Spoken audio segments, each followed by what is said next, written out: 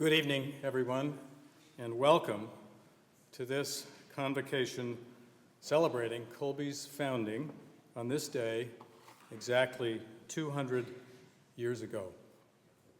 We gather tonight in Lorimer Chapel, the oldest building on Mayflower Hill, to acknowledge the college's remarkable past and to think about how we, the inheritors of 2 centuries of effort and achievement, can advance the extraordinary legacy left to us by the founders and those who followed in their footsteps. Thank you so much for coming, and I think it's perfect that it's snowing. Among those attending tonight, I offer special welcome to officials and citizens of Waterville. The Waterville community has been a faithful partner throughout Colby's history, and we acknowledge you, and we thank you for your support and for your friendship. I also want to welcome those many, I hope, people who may be joining us from remote locations, both on and off the campus. Our capacity to share this evening by way of digital means is one measure, I suppose, of the distance we have traveled since our founding, though I am sure our technological capabilities will look quaint to those looking back on us 100 years from now. There's a good deal for us to think about tonight. 200 years is a long time. You'll be glad to know and relieved, I think, that I won't be commenting on each and every one of those years, though some of my predecessors might have been inclined to do so. President James T. Champlin's address on the occasion of the 50th anniversary, delivered in the First Baptist Church in Waterville on August 2nd, 1870, was roughly 10,000 words long and must have taken a couple of hours to read. Nathaniel Butler was a bit briefer on the occasion of the 75th anniversary, limiting his talk on the college ideal and American life to a mere 7,500 words. The Centennial celebrations in 1920 went on for days and included several speeches, including at least 2 by President Roberts. It's perhaps a measure of progress that Colby's presidents have become more efficient over time. And so, on February 27, 1813, the governor of the Commonwealth of Massachusetts signed a bill passed by the General Court 2 days earlier. The bill established, as many of you know, the main literary and theological institution and granted it 6 square miles of land in the unappropriated parts, as they called it, of the Commonwealth. The legislature's action was taken on petition from Daniel Merrill, the pastor of the Baptist congregation in Sedgwick, Maine. Merrill represented a small group of determined believers who wanted an institution of higher learning to support their religious communities and aspirations. The petitioners included Caleb Blood, Sylvanus Boardman, and Robert Lowe, also Baptist ministers. They had been pursuing this idea since 1811, and they had been rebuffed twice by the legislature, once in 1812 and again just 1 week or so before their final success. Daniel Merrill wrote to his wife on the evening of February 25th. Friday evening, 25th, 10 o'clock, and I am quite comfortable. My ways please the Lord, for he causes mine enemies to be at peace with me. And astonishing to say, in the very town where my brethren in the 17th century were whipped by order of the government for preaching the gospel, I have obtained by order and an act of the General Court a corporation for the Maine Literary and Theological Institute, together with a grant of 1 township of land. This is the Lord's doing, and it is marvelous in our eyes. It was a modest and ambiguous beginning. It was modest because even with its charter, the institution was still little more than an idea in the minds of its founders. There was no campus, there were no students or faculty, and there were no resources to support the enterprise apart from the legislature's commitment of property. And it was ambiguous Not only did the order approved by the legislature and governor not authorize the granting of degrees, it stipulated that the terms of the institution's charter could be revoked at any time. Colby students here tonight will probably not be surprised to learn that the legislature's reserve had something to do with the existence of another small college down the road. As a Congregationalist institution in a predominantly Congregationalist state, Bowdoin was not eager to see a competitor nearby, and especially not one with Baptist leanings. It is certainly a sign of progress that our rivalry with Bowdoin is now played out principally on athletic instead of religious terrain. But Daniel Merrill's chilling reference to the whipping of Baptists in Boston in the 1600s, echoed in the forced closure of the First Baptist Church in Kittery in 1682, is a reminder of how far we have traveled as a country and as a college in our understanding of inclusion and of opportunity. One way to think about Colby's history is to consider its evolution from an institution narrowly committed to advancing a certain notion of religious community to one still striving to become broadly representative of American life and society as a whole and to extend its embrace worldwide. The college's troubled beginnings foreshadowed many of the challenges that lay ahead. For a very long time, nothing would come easily. In his address at the Waterville Opera House on our 75th anniversary, President Butler referred to this first period of Colby's life as one of bitter and heroic struggle, and indeed it was. First among the many struggles was the fact that the young institution had no resources apart from the land granted to it by the legislature. The land was substantial, but imagine this, was some 20 miles north of Bangor on the Penobscot River.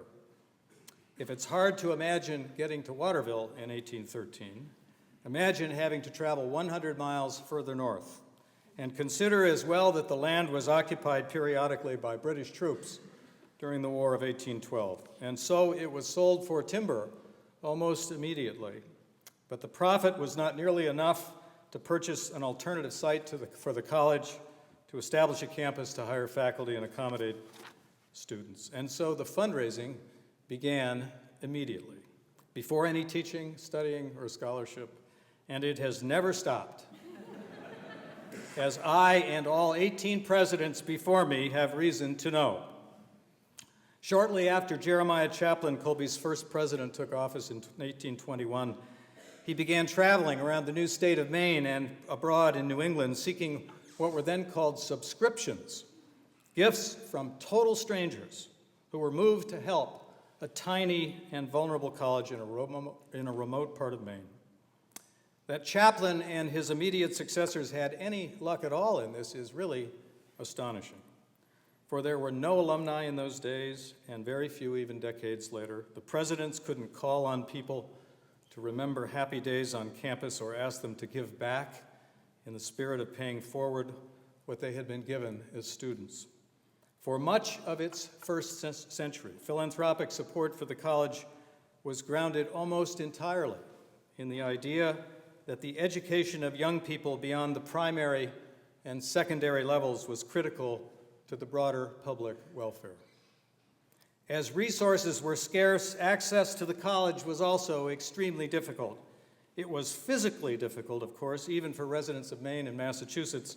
Waterville was a long way from most places, and the means of transportation were limited, to say the least. Here is a wonderful account from a Colby student, James Upham, in 1831. You will see that James Upham learned to write at Colby. My first journey to Waterville was long before the era of railroads and was made in a coaster from a wharf in my native city, Salem, Massachusetts. This mode of travel was not in itself very bad for a new experience, but when on its repetition our sloop lay a week becalmed near the mouth of the Kennebec, it proved to have in it capabilities of tremendous tediousness. To say nothing of the untimely delay and more seasickness than was bargained for. Such voyages and the returns back and forth winters over some 200 miles of such roads as had no place in my boyhood imagination.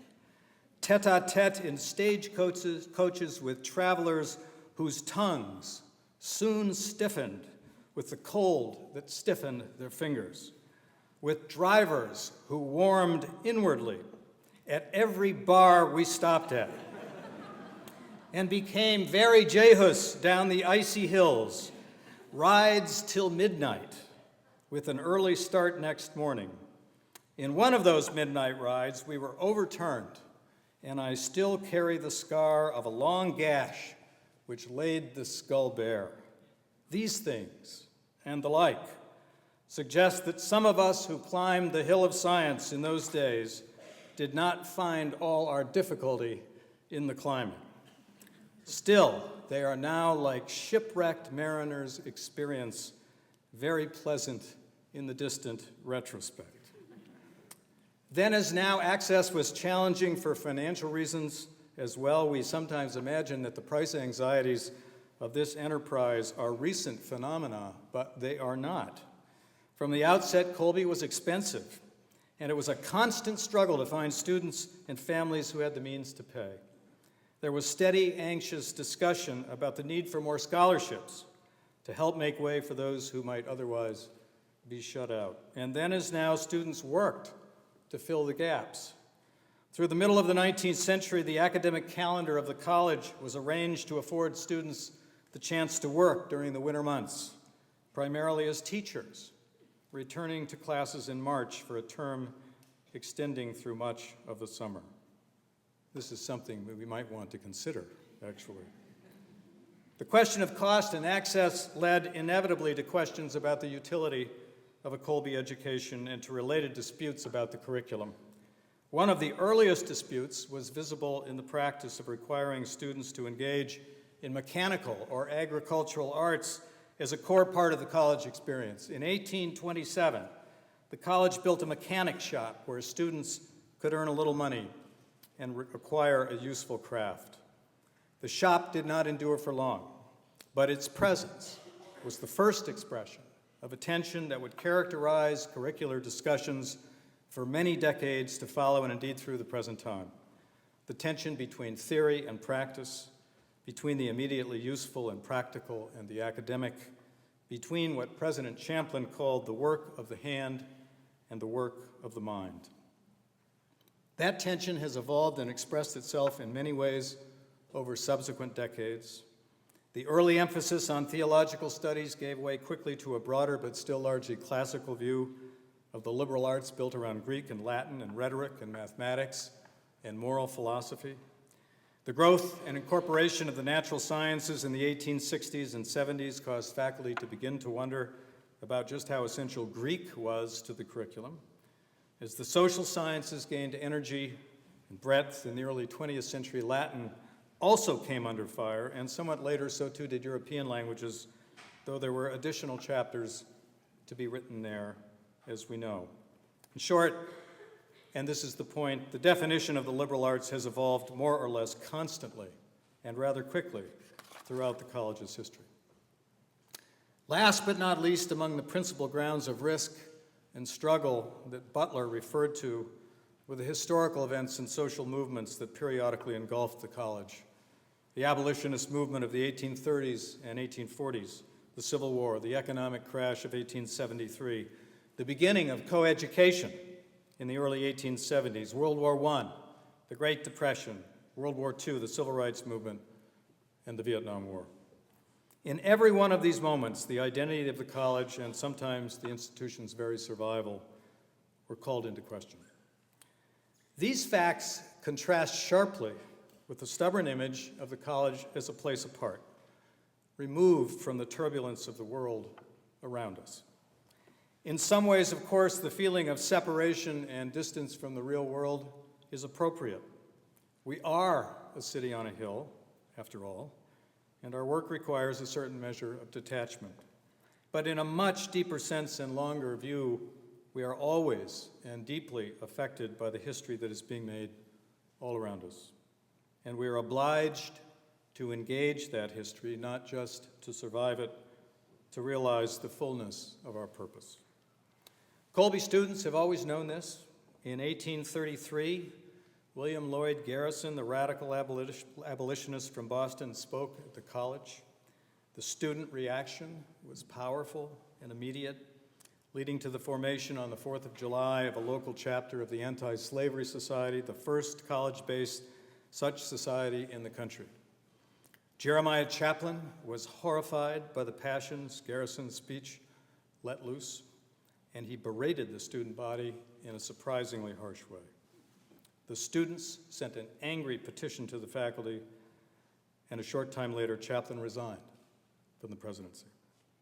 When the Civil War began, Colby students, then all male, of course, were eager to do their part, and their sudden and nearly wholesale departure nearly ruined the college. A similar urge swept through the student body in 1917 when the United States entered World War I, and again in World War II, and many of us here tonight, I know, remember the 1960s, when the issues of civil rights and war led students here and across the country to protest.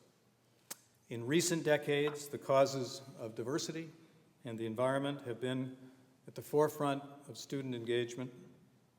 We can't know what new and vexing issues history will bring our way in the next 100 years, but it's a good bet that Colby students will be eager to bring them to the attention of faculty and administrators.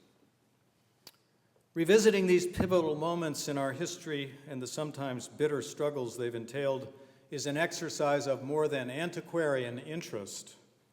Looking at the archival images of the college as we did today and reading the words of its former faculty and students and administrators, we're tempted to focus on the ways in which we are different from our predecessors. And indeed, the differences between Colby of 1813 and 2013 or 1878 or 1920 or even 1940 are in some ways vast, but by focusing on these differences, we lose sight, I think, of the common threads that bind us to our past and help define our present and future obligations.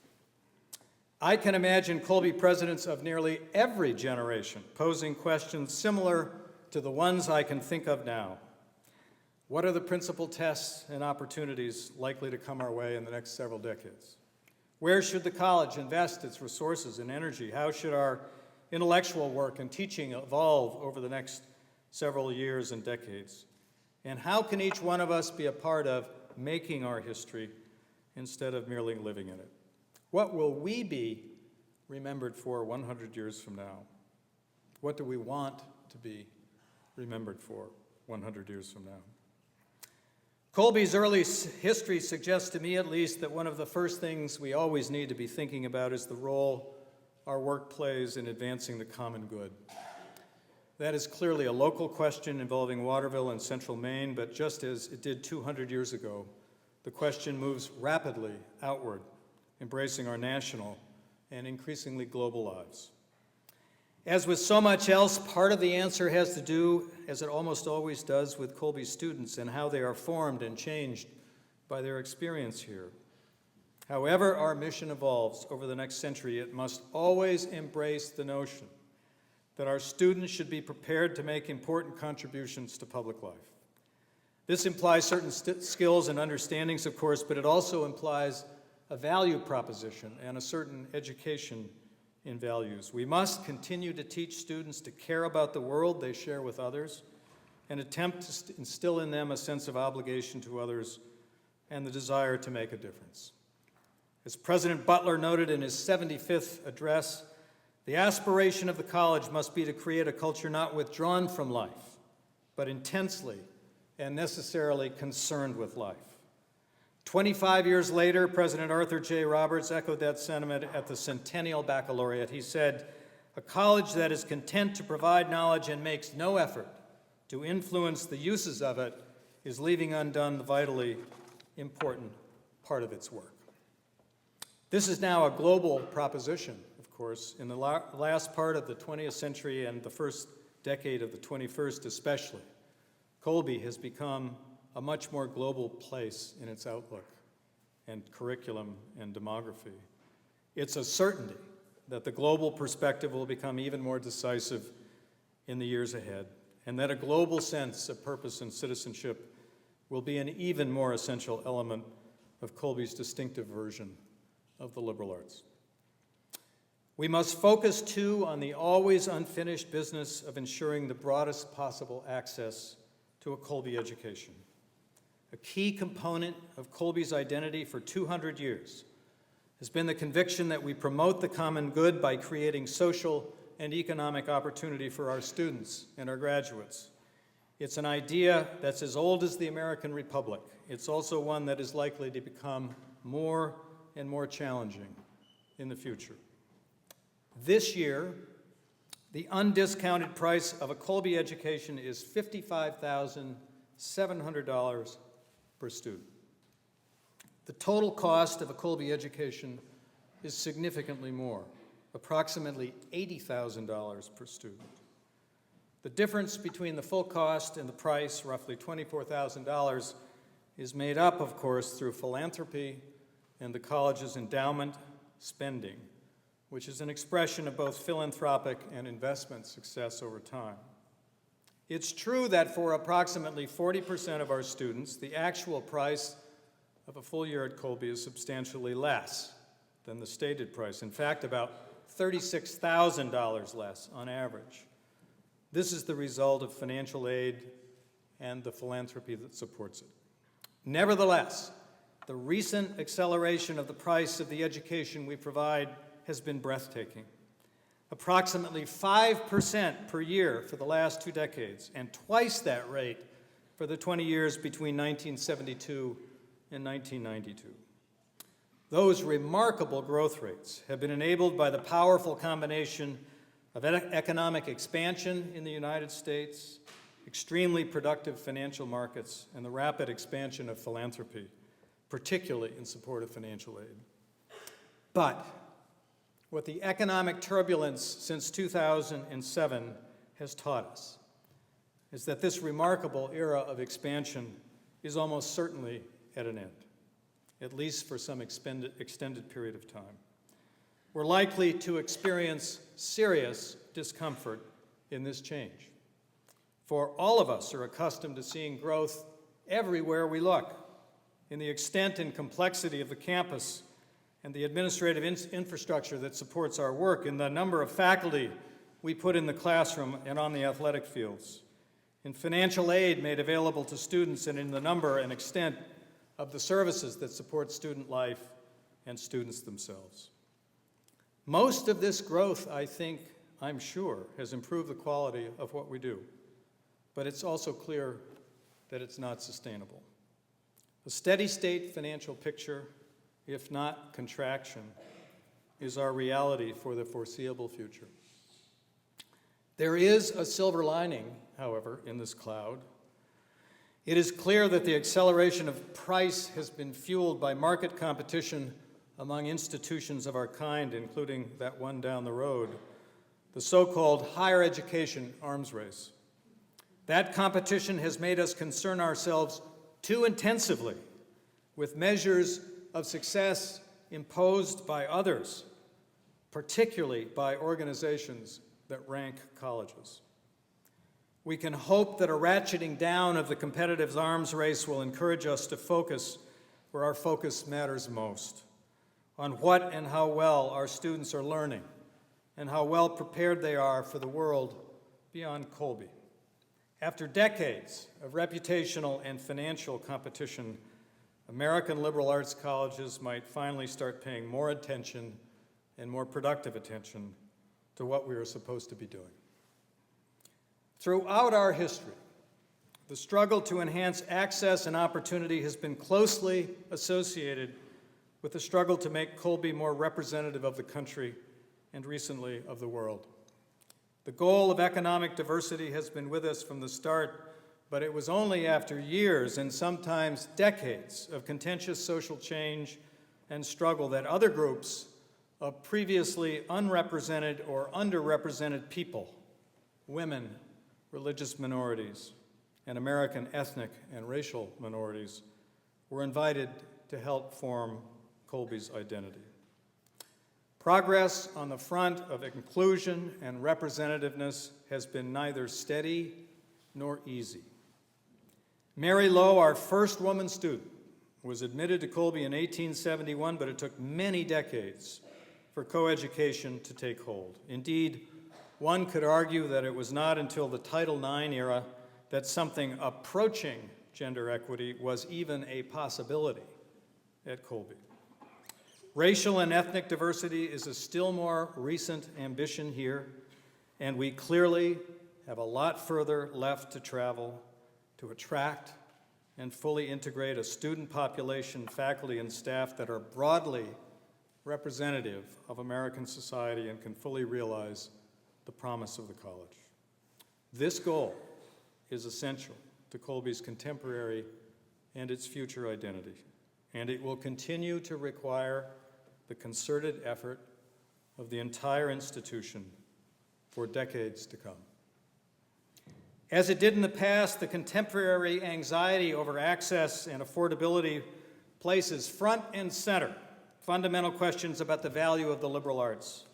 Pundits and politicians, and most importantly, students and their families are asking whether higher education of the kind offered here is relevant to the modern world, and whether or not it is worth the enormous resources it requires. While this anxiety is hardly new, as we have seen, the conditions that surround it are unprecedented. These include the increasing specialization of every field of knowledge and the steady ascent of technical knowledge as the engine of progress and growth. President Champlin mused on the rift between the life of the mind and the work of the hand. The rift that we confront is not so much between the mind and the hand as it is between competing expressions of mind, one that is integrating and holistic, and one that is technical and instrumental. The current skepticism regarding the liberal arts will require a more or less constant, college-wide conversation that touches on every part of our lives and work. We've had such conversations in the past, periodically, but we will need to have them much more often in the coming years, given how dynamic and fluid higher education has become and how rapidly change is likely to come. No one can be certain of the outcomes of such conversations, but several organizing propositions seem clear, at least to me. As a college and as a profession, we will need to construct anew a compelling, forward-looking argument, the key value proposition, if you will, for the residential liberal arts experience, and we will need to make that argument with a more unified and steady voice. We must have greater clarity and conviction regarding just how the contemporary economic, social, and professional landscapes are reshaping the meanings of intelligence and of knowledge and of thinking itself. We must have a clear vision of how our traditional pedagogy should and will evolve in the coming years and what the implications are for the deployment of resources as our pedagogy takes new directions. We must pay attention to how the inner and outer lives of our students are changing and adjust the ways we teach and advise and mentor students accordingly. We must determine how to sustain the intimacy of the liberal arts college experience and setting while acknowledging and incorporating the new digital technologies that are already redrawing the landscape of higher education. We must ensure that the core academic disciplines that constitute the curriculum are reinventing themselves with sufficient speed, that the knowledge they generate and transmit is clearly relevant to our students' lives after Colby, and that our curriculum is open to new disciplinary and interdisciplinary configurations. We must break down institutional boundaries and form new forms of collaboration with our peers and competitors, even the one just down the road. And finally, we must be certain that the educational goals we set for our students are being attained and demonstrate those attainments convincingly to increasingly skeptical publics. These are large and vexing challenges, I know, but we must take them on. As we do so, it will be important to be mindful of our rich legacy of experience and conviction regarding the value and meaning of what we do. That legacy is grounded in the transformative power of this Colby education, which we are privileged to witness in daily and highly personal ways, as all of us did today. In all epochs of Colby's history, that transformation has proceeded by way of the strengthening of our students' fundamental powers of mind and intellectual capacities, by the gift of intellectual range and breadth, by the reinforcement of their moral sensibilities, and by the deepening of their powers of imagination and invention and creativity. And we know something else that is even more important. The kind of teaching and learning that we are engaged in at Colby, involving extended and close encounters of students with faculty in a residential campus setting, is unique and consequential. We are all impressed, I know, by the dazzling instructional possibilities of the new digital media. But we also know that these media entail a fundamentally different and far less powerful kind of learning than the one to which we are traditionally committed. Perfecting this virtue and adapting it to new circumstances is a key part of the work ahead. Our greatest risk, I think, is complacency. Against the background of our history, characterized for so long by scarcity and relentless adversity, the sources of that complacency are not hard to see. The permanent resources of the college have increased dramatically in the last several decades, and we live in a fundamentally different financial universe than our predecessors of even 3 or 4 decades ago. We enjoy unprecedented demand for the experience we provide, and the quality of the student body improves with every passing year.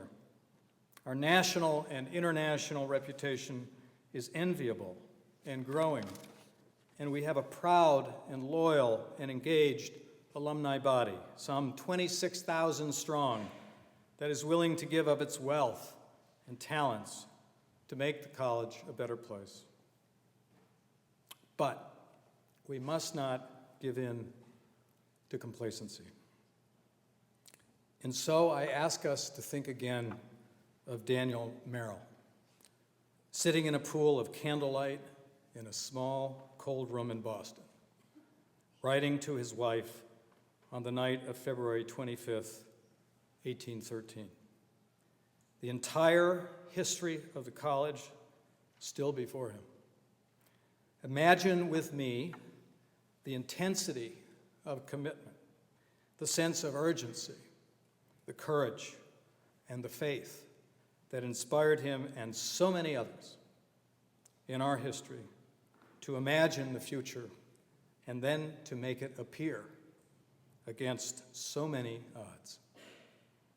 It is this relentless passion for an idea that we must attempt to recall and to model in this bicentennial year and in the future. If we do, then there is no challenge that will be beyond our capacity to resolve. And as we do so, we will be mindful of the fact that we have a resource that Daniel Merrill and his colleagues did not have: the extended Colby community of students and faculty and staff, of alumni, parents, and friends, all pulling on the same rope. It was an earlier version of that same community that President Champlin had in mind when he closed his 50th anniversary address with an emotional appeal to, quote, the labors and contributions of the wise and the good. 150 years later, the presence of that community, so clearly visible here tonight, should give us confidence and should inspire us. In 1936, President Franklin W. Johnson, the architect of Colby's move to Mayflower Hill, wrote a short article in the Colby Alumnus following his attendance at Harvard's tercentenary celebration. He concluded that piece by evoking this very moment and the broader Colby community gathered around it. He wrote, "Last Sunday evening, we had a picnic supper for our freshmen on Mayflower Hill, followed by a vesper service as the sun went down.